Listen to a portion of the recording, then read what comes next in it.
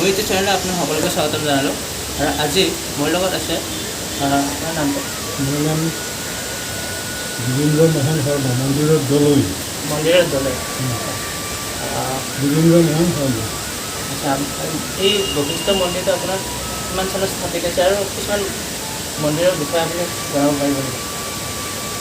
এইখন হ'ল বশিষ্ঠ আশ্ৰম দেৱালয়। বশিষ্ঠ মুনি আছিল আগে অযোধ্যাত ৰামচন্দ্ৰৰ কুলপুৰোহিত। সেই অযোধ্যাত বহুত লম্বা কাহিনী মই সৰুতে কৈছোঁ।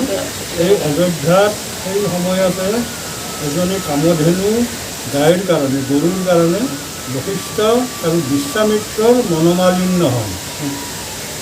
সেই মনোমালিন্যত বশিষ্ঠৰ অন্তৰত বিৰাগ জন্ম যে মই আৰু এই বিশ্বত নাথাকিম, এনেকুৱা এটা ভাৱ এটা হ'ল। তেতিয়া তেওঁ ভগৱান ব্ৰহ্মাক আৰাধনা কৰে। ব্ৰহ্মাৰ মানস পুত্ৰ হ'ল বশিষ্ঠ। যে প্ৰভু মোক এনেকুৱা এডোখৰ ঠাই দেখাই দিয়ক য'ত মই তপস্যা কৰি সেই পৰম ব্ৰহ্মৰ লোক পাব পাৰোঁ। তেতিয়া ব্ৰহ্মাই ক'লে যে তোমাৰতো ইয়াত নহ'ব, অযোধ্যাত এতিয়া নহয়, তুমি ইয়াৰ পৰা ওলাই যোৱা, গোটেই বিশ্ব ব্ৰহ্মাণ্ড ভ্ৰমণ কৰা, নিশ্চয় তোমাৰ মনৰ যিটো আকাংক্ষা, সেই আকাংক্ষা অনুযায়ী তুমি যাব পাবা, সাধনা কৰা, তপস্যা কৰা। সেই সময়তে কৰি আদিতেই বশিষ্ঠ মুনিয়ে অযোধ্যাৰ পৰা ওলাই আহে, আহি গোটেই বিশ্ব ব্ৰহ্মাণ্ড ভ্ৰমণ কৰে। কৰি এটা সময়ত তিব্বতত উপস্থিত হয়। তিব্বতত উপস্থিত হৈ দেখা যায় এটা গুহাৰ ভিতৰত এহাল উলংগ মতা মাইকীয়ে বিচৰণ কৰিছে। তেওঁলোকক দেখি বশিষ্ঠই চকুত হাত দি লজ্জাবোধ কৰি গুচি আহে। তেতিয়া সেই উলংগ মতা মাইকীহালে বশিষ্ঠক কৈছে যে বশিষ্ঠ, আমাৰ ৰূপটো তুমি গ্ৰহণ কৰিব পৰা নাই, গতিকে তুমি কি সাধনা কৰিবা? তুমি প্ৰত্যেকটো বস্তুৱেই তুমি সংযম ৰক্ষা কৰি তেওঁলোকক গ্ৰহণ কৰিব পৰা হ'ব লাগিব। সেই পুৰুষ প্ৰকৃতি তেওঁলোকৰ। গতিকে তুমি আমাৰ ওচৰত আহা, আমি তোমাক যিখিনি জ্ঞান তোমাৰ দিব লাগিব। তেতিয়া বশিষ্ঠ মুনিয়ে পুনৰ তেওঁলোকৰ ওচৰত যায়, তাৰ পঞ্চমকাৰ সাধন কৰে, তাৰ যোগেদি মহাজ্ঞান লাভ কৰে। সেই জ্ঞান লাভ কৰি পুনৰ ওলাই আহে। আহি গোটেই বিশ্ব ব্ৰহ্মাণ্ড ভ্ৰমণ কৰি এটা সময়ত পশ্চিমবংগৰ বীৰভূম বুলি এটুকুৰা ঠাই আছে, সেই ঠাইত তাৰাপীঠ আছে, এতিয়াও বিদ্যমান। সেই তাৰাপীঠত বশিষ্ঠ মুনিয়ে তাৰা মন্ত্ৰ জপ কৰিছে। আৰু সেই মন্ত্ৰ জপ শেষ কৰি তাৰ পৰা ওলাই আহে। আহি এই কামৰূপত প্ৰৱেশ কৰে। এতিয়া অসম আগে কামৰূপ আছিল। সেই কামৰূপত আহি তেওঁ প্ৰথম কামাখ্যা দেৱীক দৰ্শন কৰিবলৈ যায়। তাতে এইটো বহুত দীঘলীয়া কাহিনী, বেলেগ কাহিনী। তাত তেওঁৰ যিটো মনৰ ইচ্ছা পূৰণ নহ'ল। তাৰ পৰা আকৌ আহি এই জেগাখিনি পায়। এই পাহাৰখনৰ গোটেই নামটো হ'ল সন্ধ্যাচল পাহাৰ। এই সন্ধ্যাচল পাহাৰত আহি তেওঁ দেখা যে চাৰিওফালে জন্তু, জানোৱাৰ, জংঘল, গছ গছনিৰে পৰিপূৰ্ণ হৈ আছে। আশ্ৰমৰ কাৰণে সুন্দৰ ঠাই। কিন্তু সেই সময়ত শাস্ত্ৰত লিখা মতে বশিষ্ঠ যেতিয়া ইয়াত সাধনা কৰিব আহিছিল, এই যিটো নদীটো গৈছে এতিয়া বশিষ্ঠ গংগা, এইটো সেই গংগা নদ নাছিল। তেতিয়াতো মানুহৰ সেৱা পূজা হওক, মানুহ চলিবলৈ হওক, পানী লাগিবই, পানী নহ'লেতো চলিব নোৱাৰে। সেইকাৰণে বশিষ্ঠ মুনিয়ে তেওঁ ভগৱান শিৱক পানীৰ কাৰণে আৰাধনা কৰিছিল। শিৱে তেওঁৰ জোতাত গংগা ধাৰণ কৰিছিল।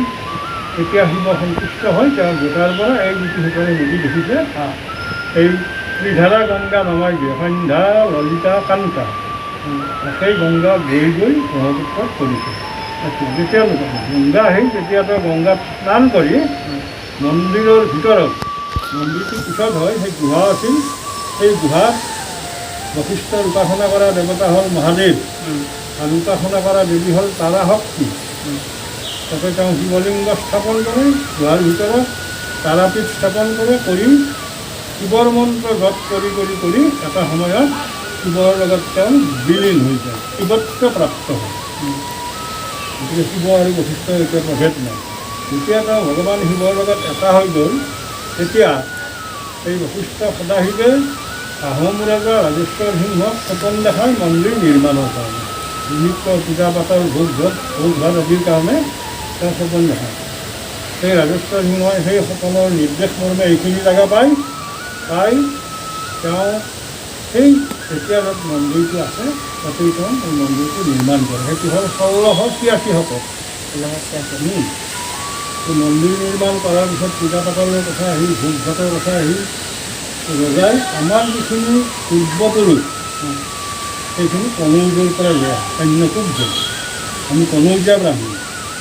আগে অসমত কোনো ব্ৰাহ্মণেই নাছিল, চব বাহিৰৰ পৰা আনে, কনৌজ নৱদ্বীপ এইবিলাকৰ পৰা আনে। সেইটো 400 বছৰ আগৰ কথা, এতিয়াতো আমি অসমীয়া। গতিকে সেই তাৰ পৰা আমি আমাক ইয়াতে নিত্য পূজা পাতল ভোগ ভাত আদি দায়িত্ব দিয়ে। তামোল চলি দান কৰে, দুইফালে তামোল চলি দি দান কৰে, ভূমি দান কৰে। এনেকৈ আমাৰ বংশানুক্ৰমে মন্দিৰ চলি আছে। কিন্তু কালৰ যদি ভূমিবিলাক চৰকাৰে অধিগ্ৰহণ কৰে, কৰি তাৰ এটা খাচ এৰিয়া এটা থাকে, সেইটো হ'ল মন্দিৰ উন্নত কৰিব নোৱাৰে। বাকী অন্য যিবিলাক বেছি ভূমি আছে চব অধিগ্ৰহণ কৰে। তাৰ পৰিৱৰ্তে এটা সামান্য টকা এটা মন্দিৰ চলাৰ কাৰণে। আৰু ইয়াত বহুত পৰ্ব হয়, ডাঙৰ ডাঙৰ পৰ্ব। প্ৰধান হ'ল মকৰ সংক্ৰান্তিৰ মহামেলা হয়, হাজাৰ হাজাৰ মানুহ হয়। তাৰপিছত হ'ল মহাশিৱৰাত্ৰি, ডাঙৰ মেলা হয়। আৰু কিছু বছৰৰ পৰা আজি ইয়াতে ছট পূজা হয়, সূৰ্য পূজা আৰু শ্ৰাৱণ মেলা হয়। গংগা জলেৰে শিৱক স্নান কৰে যে বলবম হয়। ঠিক এনেকৈ প্ৰভুৰ যিবিলাক নিত্য নৈমিত্তিক কৰ্ম তাৰ লগতে এই মেলাবিলাকো সুন্দৰভাৱে পৰিচালিত হয়। আৰু আমাৰ ডেপুটি কমিশ্যনাৰ মন্দিৰৰ সভাপতি আৰু আমাৰ বৰদেউৰীবিলাকৰ পৰা আমাৰ এখন কমিটি আছে, মন্দিৰৰ দৌৰ হিচাপে নিৰ্বাচিত কৰিছে। আৰু আমাৰ বৰদেউৰীবিলাকৰ পৰা কমিটি বিশেষ লৈ এখন কমিটি গঠন কৰা হয়। কমিটি চলাই থাকে মন্দিৰ। আৰু ইয়াৰ যিটো সৌন্দৰ্য সেই বহু পৰিমাণে ম্লান কৰে, কাৰণ সেই সময়ৰ সৌন্দৰ্য আজিকালি ঠাইতে ঠাইতে মানুহ হ'ল গছ-গছনি কাটি কুটি নোহোৱা কৰিলে গংগাৰ পবিত্ৰতাটো বহুত মানে ম্লান হৈছে। উপায় নাই আৰু এনেকুৱা ধৰণৰ কথা। গতিকে হ'লেও ইয়াৰ যিটো মাহাত্ম্য, বশিষ্ঠাশ্ৰম দেৱালয় বুলি ক'লে গোটেই বিশ্বই জানে। গতিকে সেই বশিষ্ঠাশ্ৰম দেৱালয়ৰ ইয়াৰ যিটো পবিত্ৰতা, আন্তৰিকতাৰে যেতিয়া মানুহ আহি ইয়াত প্ৰৱেশ কৰিব, তেওঁ সদায় মংগলবাৰ। বৰ্তমানটো কৰোণা চলি আছে, আপুনি জানে। কৰোণাৰ বাবে কিবা আপোনালোকৰ অসুবিধা হৈছে নেকি? নহয়, আমাৰ সাংঘাতিক অসুবিধা। আমাৰ বুলি নহয়, প্ৰত্যেক মন্দিৰবিলাকৰে। আমাৰতো বিশেষকৈ আমাৰ ভিতৰুৱা জেগা, ইয়াৰ যিবিলাক পৰ্ব আছিল পৰ্ববিলাক আমি বন্ধ কৰিলোঁ। আমাৰ ডাঙৰ এটা যজ্ঞ হয়, পৰ্ব হৈছিল মহাৰুদ্ৰ যজ্ঞ, সেইটো আমি বন্ধ কৰি দিলোঁ। তাৰপিছত মন্দিৰৰ প্ৰৱেশ বন্ধ। এই কৰোণা মহামাৰীৰ কাৰণে চৰকাৰে কিছুমান নিয়ম নীতি বান্ধি দিছে, সেই অনুযায়ী কৰা হৈছে যদিও এটা মানুহ নাই, ভয়ংকৰ পৰিস্থিতি হৈছে। আমাৰ মানুহখিনি চলাই টান হৈ গৈছে, হাহাকাৰ। খোৱা লোৱা এই ভক্তসকলে অলপ চলপ কিবা দিয়ে, বাবাটো খাওঁ আমিও খাওঁ সেনেকৈ, কিন্তু একদম আৰু কিন্তু আমাৰো পৰিয়াল আছে, পৰিয়ালটো আমি চলাব লাগিব। কিন্তু প্ৰভু এনেকৈ দিছে, কি কৰিব, ভগৱান যাক যেনেকৈ দিয়ে। গতিকে আমি সদায় প্ৰভুক প্ৰাৰ্থনা কৰোঁ এইটো যাতে এই কৰোণা মহামাৰীৰ যিটো সন্ত্ৰাস হৈছে, গতিকে গোটেই বিশ্বতে এইটো অতি সোনকালে নিৰ্মূল কৰে, আমি তেওঁৰ ওচৰত প্ৰাৰ্থনা কৰোঁ। সেইটো সদায়। আৰু যিখিনি কৰোণাত আমাৰ ভাইসকল ঢুকাইছে, তেওঁলোকৰ আত্মাই চিৰশান্তি লাভ কৰা, সেইবিলাক আমি প্ৰাৰ্থনা কৰোঁ। বহুত বহুত ধন্যবাদ জনালোঁ আপোনালৈ, আমাক অকণমান সময় দি ভিডিঅ'টো বনাবৰ কাৰণে।